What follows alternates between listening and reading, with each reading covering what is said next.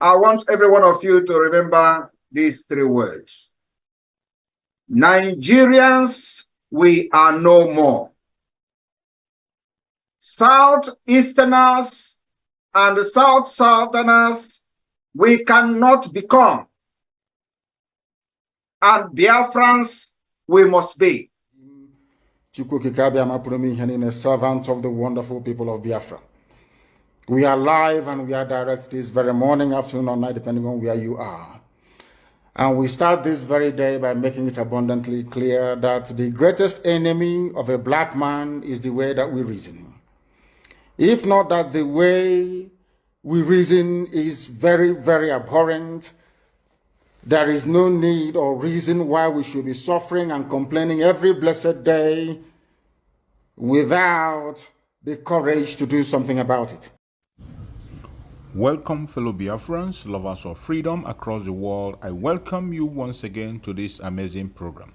Wherever you are watching us from, we appreciate you. Please kindly like and share this program to all platforms. Share to family and friends. Share to everyone that is concerned across the world, so that the world will get the true picture of what is going on in the contraption called Nigeria against the indigenous people, more especially the United States of Biafran people. In this platform, we bring information to expose the atrocities of Nigerian government and the success made by the Biafran government so far. In this episode, I am going to share with you some mind-blowing video. All you have to do is to pay attention from beginning to end. When we say that Nigerian government is a terrorist government, it is not a blackmail or propaganda. We are not just accusing them. They are complicit directly and indirectly. Follow us on this very program. You are going to see for yourself information coming from their own conventional media to confirm every single accusation we have made. Most time people think that we are speaking out of anger, out of hatred, but not. Watch and see for yourself what happens. Analyst. Good afternoon, Barrister Darlington. Yeah, Fina, how are you? I'm good, and you, how do you do? I'm okay. Good to have you join today's Media News. My pleasure.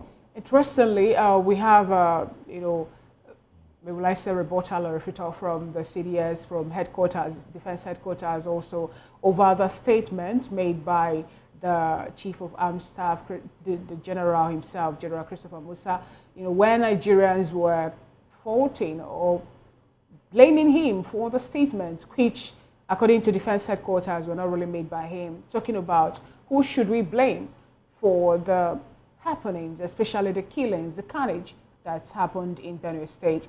Here, some persons were saying that that General Christopher Musa blamed the people of Benue State for the carnage that happened in their community, that it caused the loss of 200 lives. But from what we're getting today, we learned that the media should be blamed for such, saying that they pushed whatever narrative they have for the people to believe, not what the general said regarding the killings that happened in Benue State. Barrister, what do you have to say about this particular story? Yeah, Fina, it's unfortunate that up till now we are still trading blames for a matter other countries that are serious have resolved.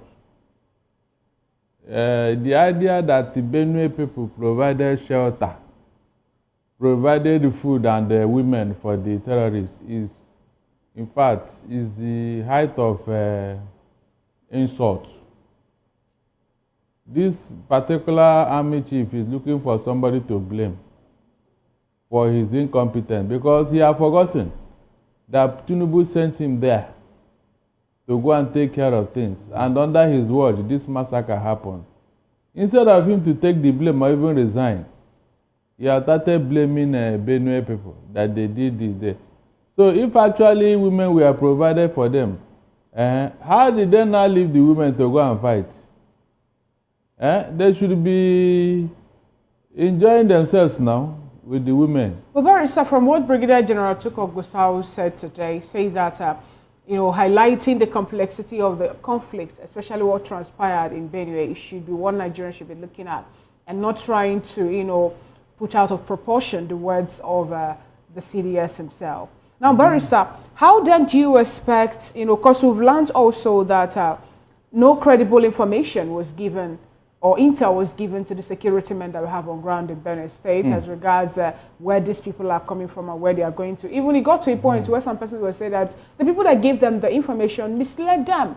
They took them to a different location, whereas the attackers got into Yellowater through a different route entirely.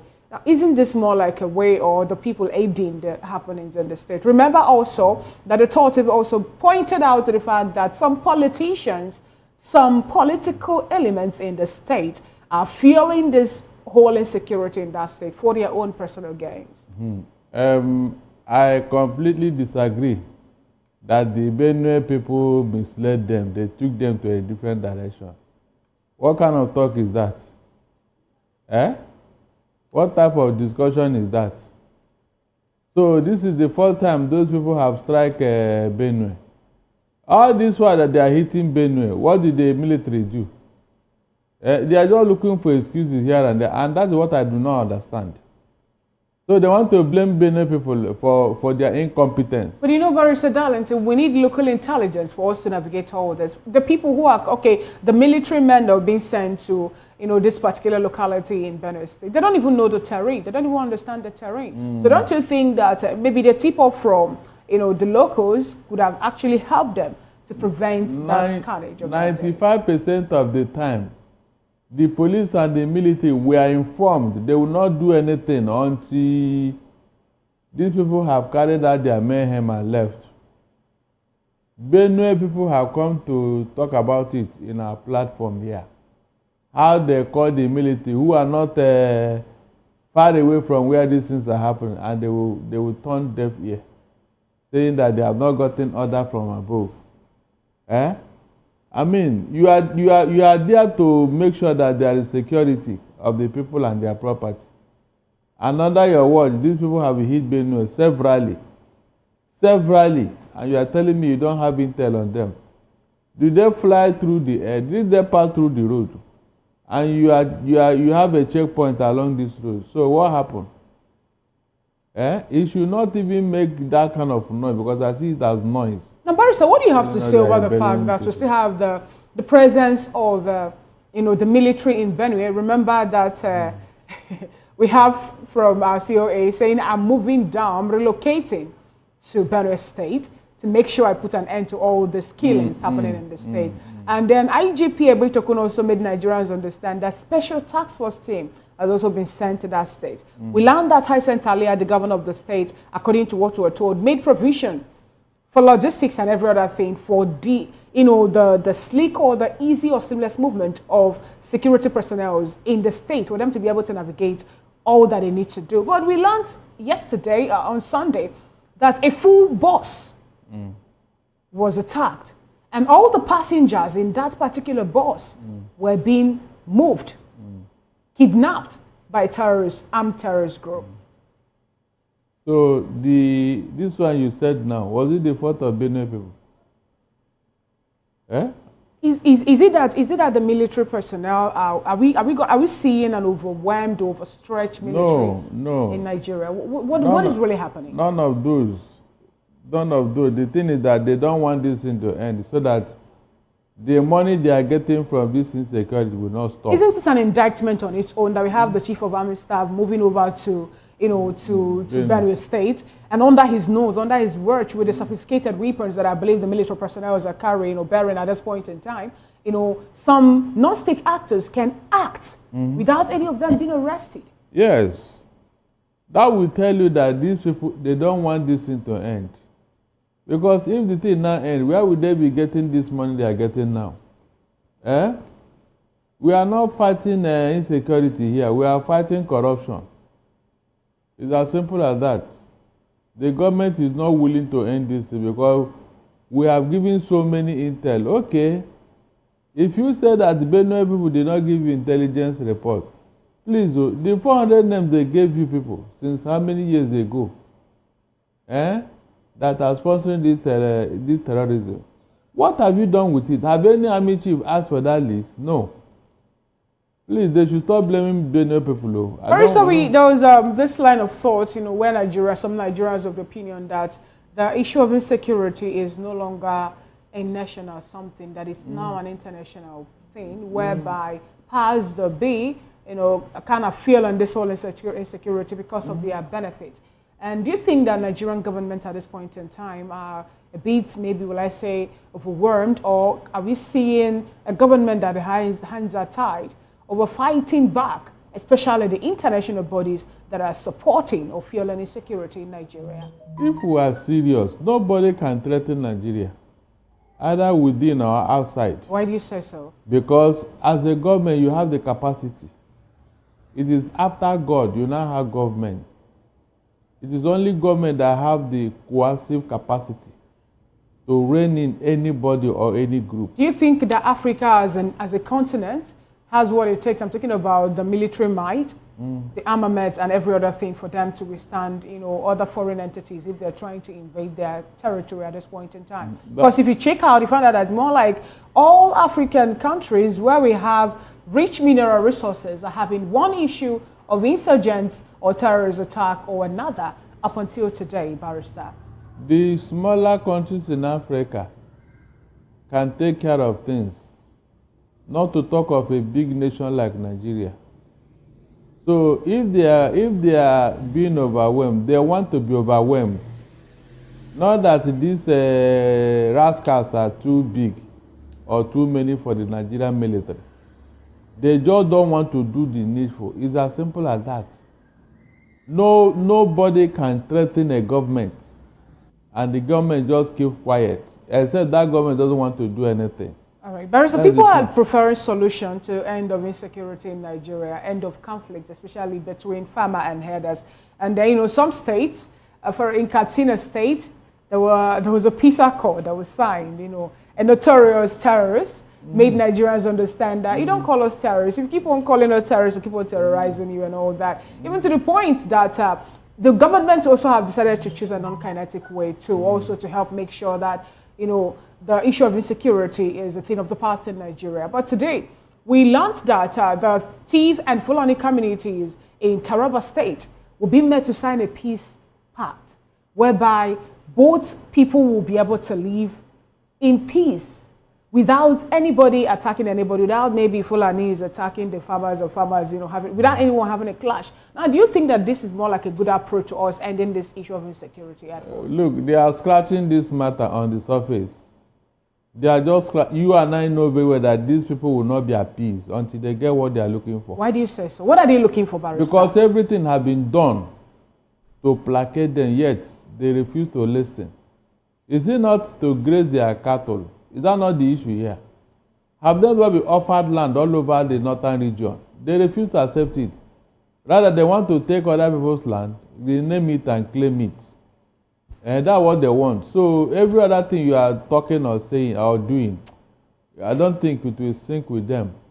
Okay. Because they have a purpose. They want to take the land. They want to take the land, not minding that people are living there. So you think the whole quest is about land grabbing at this point? Of course. Not even one land, the whole of Nigeria. But how possible do you think that will ever be? Isn't that more like chasing a white goose? Because I don't think it's going to be possible. Well, Fina, they have done it somewhere and succeeded though. Where in particular? Some African states today were originally Christian community. They were originally Christian states until they came and forced them to accept it. But looking at the peculiarity of Nigeria as a nation, even the British, when they come into the nation to colonize, they couldn't even impose a particular system of government because of the diversified nature of the people inhabiting here, because of the dynamic nature of Nigerians. Now, if we're to say that they've done it before, we know that Islam comes from the East. So why is it that, it's encroachment in Nigeria that Easterners are not really practicing that religion, but rather they are just living their life? Because we resisted them. And you think such attempt or such resistance will not come again at this point? It's already ongoing. The resistance to come again? It's already ongoing. It's left for the people of Nigeria to agree or refuse. All these things that is going, is it not resistance? All these things that people are pushing back and all that is resistance. And they too, because they are being backed by some powers that be, they have continued their onslaught. If it is on one-on-one basis, maybe the other parties have their own gun. My dear, they will not try it. All right, yeah, they will not. They would have settled for what they were offered. They were offered the land to go and do their business. They refused. So, I mean, what do you think is going on then? You are looking for something. Say you want to pray to do your business. Somebody says, oh yeah, come. Come and take this land and do whatever. You say no. You say no, except to go to other people's land and kill them and take over their land by force. Away from that particular story about insecurity and all that, let's look at election malpractice.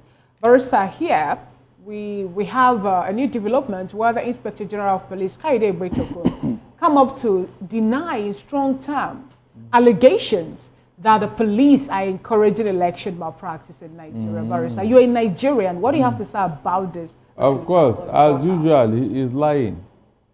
This IDP is lying and he knows it. At least we witnessed what happened here during the last election. Enso Oluomo, while he was destroying ballot boxes at Oshodi, 2 policemen were behind him as his orderly. As his orderly. And when we asked them why, he said that Enso Oluomo is joking. Is that not what they told us? Meanwhile, you saw what he was doing, you saw it as a police officer. And several other places. As long as they are working for APC, the police will look the other side and pretend as if they didn't see what happened. But Barrister, from what IGP said, police are not the ones in charge of INEC as our electoral empire, as the case may be. They are not the one in charge of INEC. They don't even do election. They don't count votes. Neither do they officiate the happenings in INEC. So how then are we going to blame them for electoral malpractices in Nigeria? I will blame them. They were taken there to bring peace. But under their watch, some political talks belonging to APC were doing whatever they like. Because they are for the ruling party and therefore they can do whatever they like. These IGP should stop lying. Some persons have argued, Barrister, that we don't even need the presence of the police or military during our election. Let us assume. So, yes. Do you also align with that line of thought that we don't need them? We don't need the under APC, if you say that we know, it will be worse. Imagine with police and army, things are like this. Imagine with police and army, things are like this. Not to talk of when there is none at all. What do you think will happen? They will take over the job of INEC officials. In fact, Enso Oluomo will mobilize his own body. They will take care of Oshodi. Barrister, take it back to Rivers State when the suspended governor of that state conducted a local government election. Barrister, the police or the security personnel were not present. Good, because but funny enough, the people come out, they were able to cast their vote, and also even though a court nullified that election at this point in time. But do you still think, with the example I just said now, that we still need the presence of the police or the security personnel, during our elections? In a normal climate, we don't need them. But Nigeria is not a normal climate. That's why everything about us is violence, force, brigandage. That's why most times we bring in security agencies to take care of these bad boys. But unfortunately, under their watch, the bad boys become bolder. They have been threatening police and, snubbing them, and nobody will arrest anybody. How possible would that be? Because according to what the IGP said that police can never deviate from their primary roles of maintaining law and order during election and other, processes. So when you say they are threatening the police, how will it be? Because they are there to maintain law and order. So how can someone who has been, saddled with the responsibility of law and order maintenance now be a victim of threats? During the election, the police will work with the ruling party. That is as simple as that. During election, the Nigerian police and Nigerian military, they work with the ruling government, the ruling party. They work with them. We have seen it clearly. Nobody can deny this. We saw what they did in Rivers State in 2019 when Amechi mobilized the military. When they were not even supposed to contest election there. All the mayhem they committed with Amechi, who sent them message? We have seen police guiding talks while they are destroying ballot boxes and all that, because they are not winning in that particular polling unit. So please, the IGP should spare us all these summons. We are not interested. Barrister, let's look at bilateral relationships where we have the diplomatic engagement between the Brazilian vice president and our own country, Nigeria. And this particular relationship, according to what we were told, or the information being made available, shows that we have over 30 memoranda to be signed, between Nigeria and the Brazilian government. And, looking at the whole thing, the whole scenario, it boils down to, what Nigerians actually needed, especially in the sectors that is a bit vital for us: the defense, cooperation, the agricultural technology sector, and even energy collaboration, including cultural exchange programs. Now, what do you have to say about this particular, information, this engagement that we're having? It's going to be a 3-day summit, It's a waste of time. Because even if the Brazilian government decide to keep their own part of the bargain, Nigeria will not keep their own. Because politics and tribalism will not allow them to keep to their own. So why is this the first time they are signing MOU and all that? What came out of it? Nothing will come out of it. They just want to show that they are doing something. Meanwhile, they are not. It's a waste of time and resources. So you're saying that the fact that the Vice President of Brazil, Geraldo Alckmin, and his wife, Maria Alckmin, are in Nigeria today for a 3-day summit is not going to yield any good fruit or it's not going to be fruitful to Nigeria? It will not, because we have seen it in the past now. Why do you say so, Barrister Darling? Because look at the people that were sent to, even, persons, the delegates that were sent to welcome them. We have the Deputy Chief of Chief of Staff to the President. We also have the Minister of Industry, Trade and Investment. Among them also is our own Professor Tahiru Jega, Abubakar Kyari also. Abubakar Kyari was there also, I beg your pardon, not Jega, I want to say. And we have Idi Meina. And these are men that are manning, the sectors that we really need this collaboration or this relationship with the Brazilian world with. So you're saying that your presence there and every other thing that you're going to deliberate on for 3 days is more like a waste of time. It is, because there's insecurity in Nigeria. Fina, it is a waste of time because there is insecurity in Nigeria. How will you implement it? So you don't think with their defense cooperation that they're bringing to the table that will be able to push back these terrorists or insurgent groups that have been killing Nigerians thus far? I said it's on paper. In reality, nothing will happen. Forget it. Nigerians have been clamoring and calling for, maybe international collaboration for us to be able to end the issue of insecurity in Nigeria and also for us to improve in every other sector that we think we're lagging behind. So when we have such, you think it's not going to yield anything? Where is the experience of Brazil for this kind of business? But the last time we checked, Barrister Darlington, they are not having shortage of food in their place, and they're having power supply, steady one altogether.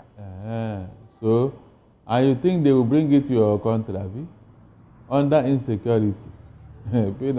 That means most Nigerians not even understand the enormity of what we are facing. If Brazil is not that viable, like you're pointing out, then how come they hold the world? They have a summit, Barrister Darlington. So because they are doing it, therefore you think you can do it too? Can we say the same of Nigeria at this point in time? So isn't that more like a good way for us to learn from them, if possible, emulate the good works that they are doing in their country to make sure that our own actually will come up better? Pina, a government that wants to work doesn't need all these summits. They don't need it. Tinubu have traveled all over the world. All the travels he has made, what did he get from it? Did he bring anything home? Fina, a president in Argentina, the same axis with Brazil, he came into office under 1 year, he balanced their budget after 135 years of independence. Please, did that man call a summit before he did what he did in Argentina? Tell me, the president of Argentina, did he organize any summit for somebody to tell him how to balance their budget? Please, let's talk another this thing. How many summits have you heard here? Or have you attended outside here? No, tell me, how many? I mean, the one we have attended, everywhere they call us, we go. What do you come back with? Nothing. So, Barrister, what are we going to blame that on? Is it? What are we going to blame Your that leadership, on? you don't have a government. So how then do you think we're going to get it better if we keep... Until we vote another government that will do the business of governance. Barrister, check the people within the corridors of power in Nigeria. These are old politicians. These are old men who have been there for so long. Women who have been there for so long, occupying different positions. No. Check the National Assembly. There we have governors who have served out their 8-year term. They went there more like a retirement home. Check the people within the corridors of power. Even in opposition party, Barrister Darlington, these are all politicians. So what new are they going to bring to the table that they don't, or we don't have, or we've not seen before? These are old crooks. You know, when you have overstayed your welcome in a particular position, you become a liability to yourself and to the country. These are old crooks. The only thing they know is how to what? Embezzle money. Corruption is their middle name. Corruption. So how do you think the new ones will come on board? That's why change is a constant thing. We will continue to change them until we get the better persons. Nobody believed that Anambra will be peaceful until P2B came there. Before P2B came, the Oba brothers have taken that state hostage. True or false? That place was, in fact, at a point, they burned down everything in Oka. I mean, burned the Oba brothers. Until P2B came. And the rest is history. So until we get the right people. But the likes of Hakeem Ahmed Baba have come up to say that such coalition, nothing is going to come out of it, given the fact that the people who are talking about a change in government, possible coalition, and all that are old politicians, that we need new politicians. And you know that for the young ones to be able to get the purchasing of nomination or interest form actually is very, very high, to start with Barrister Darlington. So how then do you think the young ones will be able to come in fact, for them to be able to be recognized? Let us continue to change them until we get it right. How many have we changed? I said, it's a constant thing, like I told you. If these people come up now and begin to misbehave, we'll change them. All right, we'll cry, yes, we'll continue until even the old one will get tired. Shame will not allow them to contest again. Interestingly. After Tinubu tenure, will you come up again? Will he come up and say he want to contest for Nigerian president? Will Tinubu ever try it again? I think this is a good place for us to anchor today's Will Buhari come up again and say he want to rule Nigeria again? So we'll continue to do away with all of them until the good work will now emerge. We are being hopeful that the good work will emerge, or the good ones will emerge in Nigerian political space. And this is a place we're going to draw today's curtain on the Midday News Analysis. We've been speaking with Barrister Darlington Agomo, who is a VOP TV in-house analyst. We'll go on a quick break and when we'll come back, the rest of the news bulletin continues. Stay with us. You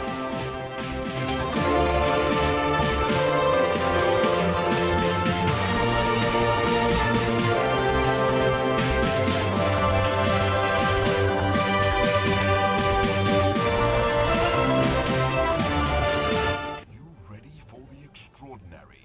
Something big is happening on your screen. Introducing VOP TV.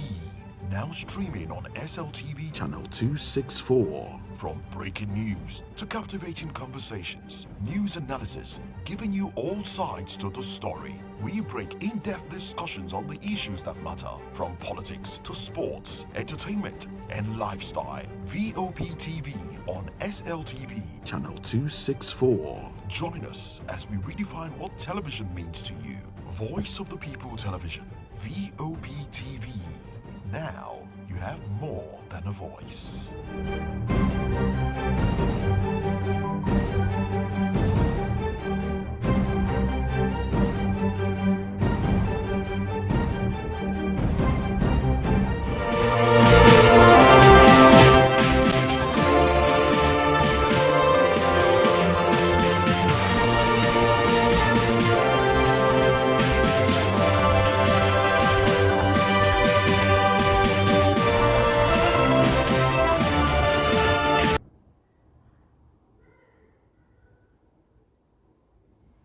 Welcome back to the Media News and Voice of the People Television. Senator Victor Ome, representing Anambra Central in the National Assembly, has advised former Nigerian military head of state, General Yakubu Gowon, to stop distorting facts of history on issues that are well known to the general public.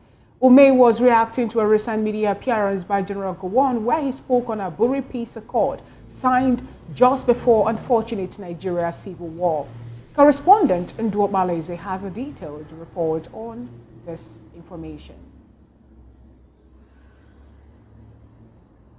May not be capable of recalling all that transpired nearly 60 years ago, and as such, should not speak on them if he is no longer sure of the facts. According to Senator Ume, Gowon's media chat, in which he shifted the blame for lack of implementation of the Aburi Accord to the then military governor of the old eastern region, Colonel Emeka Ojukwu, was like reopening the wounds of the unfortunate civil war. Because doing these things will aggravate our wound. We want to bury the wounds of the past.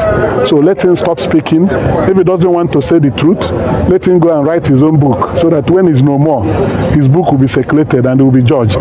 Thank you. Ojukwu is not alive to join issues with him. When Ojukwu was alive, he was talking. Gowon refused to talk. And now that he's talking, it's very unfortunate. T.Y. Danjuma is still alive. He was the one that led the and his unfortunate assassination. So I don't know what TY will be thinking after hearing Gowon that he wasn't part of the coup, that he didn't know anything about what happened in Nigeria, and suddenly saw himself as head of state of Nigeria. On the legislation for creation of development commissions across the 6 geopolitical zones, the senator said it is the cascading of the development agenda down to the grassroots. He said Nigeria is too vast to be attended to just from the center. Hence, the development commissions to take care of the peculiar needs of each zone. I will first of all say that we in the National Assembly are very happy that we've been able to create 6 development commissions for Nigeria. What this seeks to achieve is for the zones to begin to come together. When you continue to talk about Nigeria as one entity, the space becomes too large for coordination. But through these development commissions, the 6 development commissions will be able to harness efforts and potentials of each zone and drive development processes in the various zones. So the Southeast Development Commission, which has been fought for severally in the past, unsuccessfully succeeded, because we passed it in the previous assembly. Buhari did not assent to it, and we passed it again, and Tinubu now assented to it. The call is for the governors of the Southeast states to see the Southeast as a unit of development through the Southeast Development Commission, and for them to begin to work together.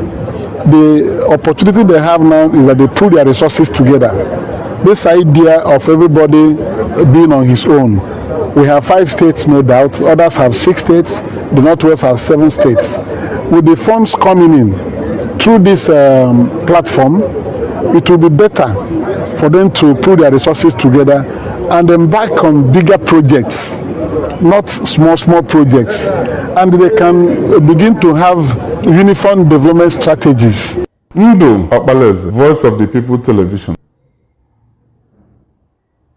Thank you so much, Ndwo Malaysia, for that wonderful coverage. Away from that report, the People's Democratic Party has concluded its primary elections for the 2026 Federal Capital Territory Area Council Chairmanship election, with candidates emerging across all the 6 councils. The Electoral Committee Chairman, Chris Hassan, who announced the results, said that the elections which held in the councils were free and After watching this video, now you understand very well what we mean when we say that Nigeria is irredeemable. When we call for the disintegration of Nigeria, you will now understand. There is no plan and there is no way Nigeria will survive in the dish that it is today. And Nigeria continues to deepen into more failure, into more disaster, into more insecurity, and into more economic instability.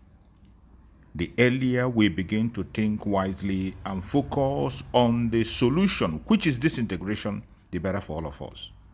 It is not a selfish request. It is not just about the Biafran. It is about humanity. If you want to save humanity, you must support the disintegration of the contraption called Nigeria.